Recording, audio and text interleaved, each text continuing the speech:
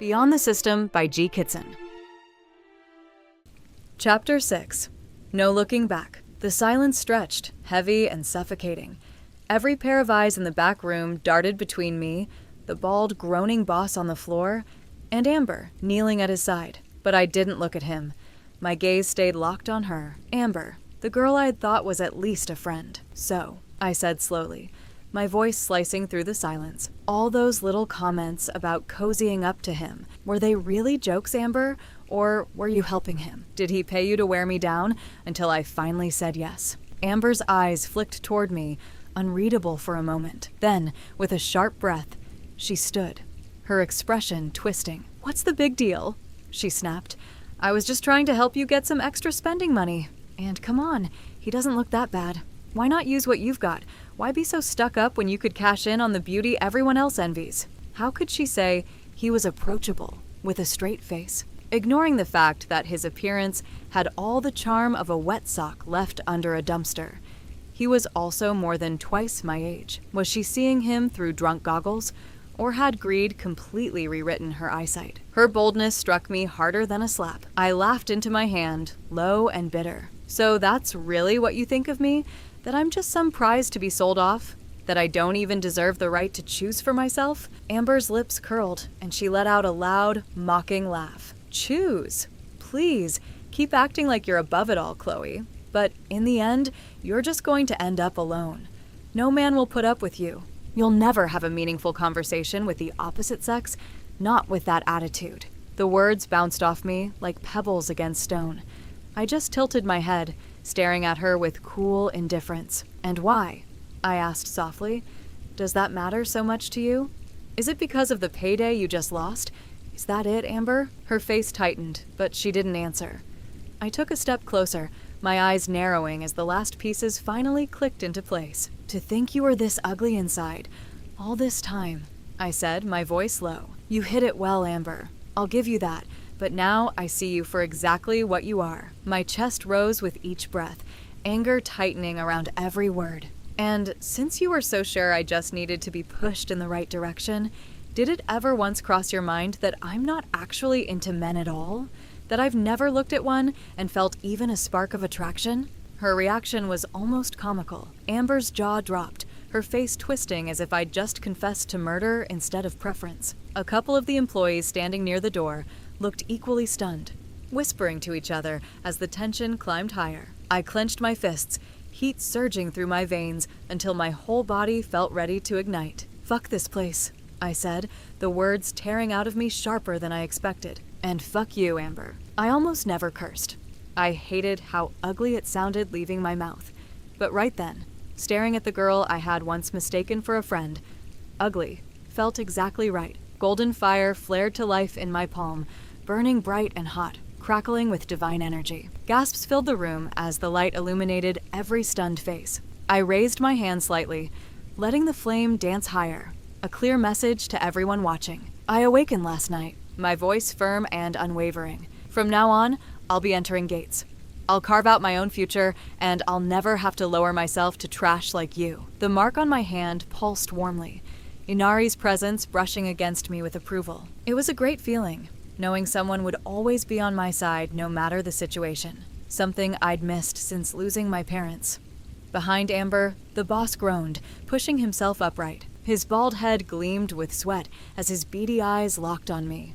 "You awakened," he rasped, disbelief painted across his ugly face. I looked down at him, the golden flame flickering brighter in my hand. My lips curved into a cold smile. That's right, it felt so amazing, showing all these people that I was leaving them all behind for something much greater than they could ever reach. His face twisted, anger and fear warring in his expression. I leaned closer, my voice dripping with venom. "And in case it wasn't clear, I quit, you perverted bastard. You're truly lucky I'm not evil enough to burn you alive for what you just tried to do." The fire crackled louder, throwing shadows across the walls. Everyone in the room held their breath, frozen between fear and awe. Finally, I let the flame die out, closing my fist. The silence that followed was deafening. I straightened my uniform, adjusted my bag over my shoulder, and turned toward the door. My steps were steady and deliberate. I didn't look back. Not the boss, who had turned every shift into another trial to endure. Not Amber, who had smiled beside me while hiding rot behind her teeth. Not the employees, who had watched from a distance and never once bothered to wonder what it felt like to be me. This chapter of my life was over. There was only one way to go once you were already at rock bottom. As I pushed through the doors of the Awakener and stepped out into the daylight, the tension drained from my shoulders. Relief washed over me like a cool breeze. For the first time in a long time, I felt free. But beneath that relief, something stirred. A warmth deep inside, subtle but undeniable, like a cup filling drop by drop. It wasn't much, barely a fraction of a percent, but I felt it. A whisper of power settling into my veins. I flexed my fingers, the faint glow of the mark pulsing once. So that's it, huh? Every time I use fire or healing, I grow just a little stronger? It had to be tied to Inari's tails. The goddess had said the bond would deepen as I gained essence. This tiny flicker had just begun our story. A small smile tugged at my lips. If setting that bastard's hair on fire gave me this, I wonder what burning down a monster would do. The thought was thrilling and something I planned to experience in the very near future. I walked up to my car, my old shabby sedan, waiting faithfully in the lot. The paint was chipped, the interior worn, but I'd never cared much. My living space had always mattered more than my ride.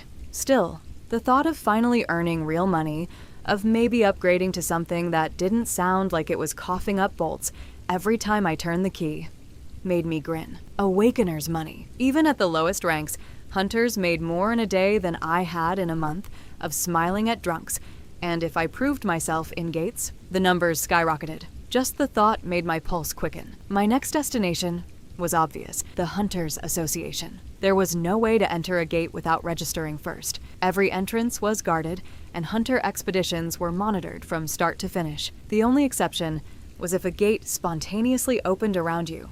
But unless I planned to gamble my future on a miracle, I needed a license. It wasn't hard to find. The Hunters Association was one of the largest buildings in the city, a sprawling complex of glass and steel, its massive emblem carved into the front doors, a sword piercing through a gate-shaped circle. Every major city in the world had one of these, the cornerstone of humanity's survival against the invaders lurking beyond. I pulled into the parking lot, weaving past sleek luxury cars and armored SUVs. My little sedan looked like it didn't belong here, but I didn't care. I was on the path to leaving it behind. As I cut the engine, a knot of nerves twisted in my stomach. Excitement warred with anxiety. What did the registration even involve? Would they scan my body, test my aura, throw me into a sparring match? And if my fire betrayed me and revealed its healing properties, what then? I swallowed hard. I couldn't let that secret slip just yet. Not until I had the strength to protect it and myself. But another question crept in, one that twisted sharper than the rest. If I joined a party and someone collapsed in front of me, bleeding out on the dungeon floor, what was I supposed to do? Stand there and watch? Pretend I was helpless? Or save them and risk exposing everything? My grip tightened on the steering wheel. I guess I'll deal with it when the time comes. For now, the priority was getting through registration. Another thought struck me as I stepped out of the car. I wonder if they allow solo exploration. If I could just enter gates alone. That would make hiding my abilities so much easier. But there was no point speculating. I had to see what the association's rules were. I adjusted my uniform, brushing the wrinkles from my skirt, and strode toward the building. The enormous doors loomed above me, reflecting the morning sun like polished gold. The moment I stepped inside, the air changed. The lobby was massive, its vaulted ceilings lined with banners from successful guilds, their emblems stitched in brilliant colors. Hunters lounged across plush couches, laughing boisterously, their weapons leaning against their knees. The scent of steel and smoke clung to them, a reminder that they'd just stepped out of life or death battles. And then I felt it. Eyes on me. A group of Awakeners near the reception desk straightened, recognition flashing across their faces. "Hey," one of them said, nudging his friend. "Isn't that the hostess from the Awakener?" "Oh yeah," another chuckled, smirking. Knew she looked familiar. Didn't expect to see her here. Within seconds, a few of them had peeled away from their group, making their way toward me. Their boots clinked against the polished floor, their grins a mix of amusement and curiosity. I could only sigh.